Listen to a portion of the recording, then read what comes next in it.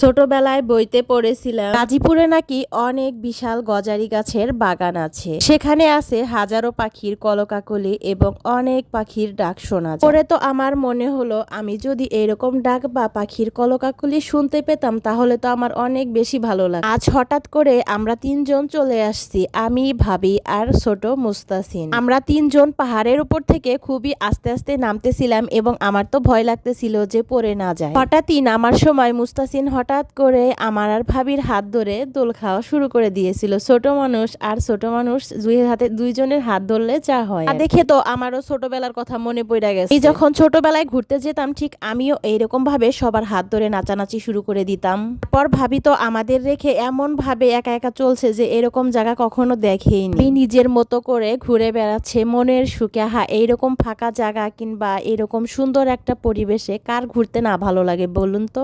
মুস্তাসিনকে একটু হাত ধরে এইরকম ঘুরাইতেছিলাম, আমার তো বেশ ভালোই লাগতেছিল। আর ও বারবার বলতেছিল আন্টি আমাকে আর একবার ঘুরাও, আর একবার ঘুরাও। তো আমি কিছুক্ষণ ঘুরিয়ে নিয়ে নিলাম ওকে। ও তো এরকম ভাবে ঘোরার পর নিজের মাকেও মনে হয় ভুলে গেছে। আর ও তো এভাবে ঘুরানোর জন্য অনেক চারপাশটা দেখে মনে হচ্ছে ঘুরে শেষ করতে পারবো না, অনেক বড় জায়গা। তারপর ভাবি বলল ওই দিকটা কত সুন্দর জায়গা, চলো একবার যাওয়া যাক। পর চলেও আসলাম। আমি আর ভাবি গাছের আড়ালে একটু ঢং করে উকি যোগি মারছিলাম। মুস্তাসিন আমাদেরকে দেখে গাছটাকে জড়িয়ে ধরে রেখেছিল, উকি মারতে না পেরে বেচারা গাছটাকে জড়িয়ে ধরলো। তারপর আমি ওই গাছগুলাকে দেখে ভাবলাম এগুলো কি সরিষা ক্ষেত নাকি? সবাই তো সরিষা ক্ষেতে ছবি তুলতে যে কত রং ঢং করে, আমি তো আর সরিষা ক্ষেতে পিকচার উঠাতে পারিনি বা ঘুরতেও পারিনি। তাই এই গাছগুলাকে সরিষা ক্ষেত ভেবে একটু নাচানাচি করলাম, ঘোরাঘুরি করলাম আর পিকচার উঠালাম। কি আর করবো ভাই বলেন, আমি এবার যেতে পারিনি। ভাবি এই খেজুর গাছের নিচে গিয়ে দেখতে পেলো ছোট্ট একটা বুট বড়ই গাছ। আর বুট বড়ই আমি কখনো দেখিনি, আমার এটাই ফার্স্ট টাইম দেখা। আপনারা কে কে এই বড়ইটা চিনেন বা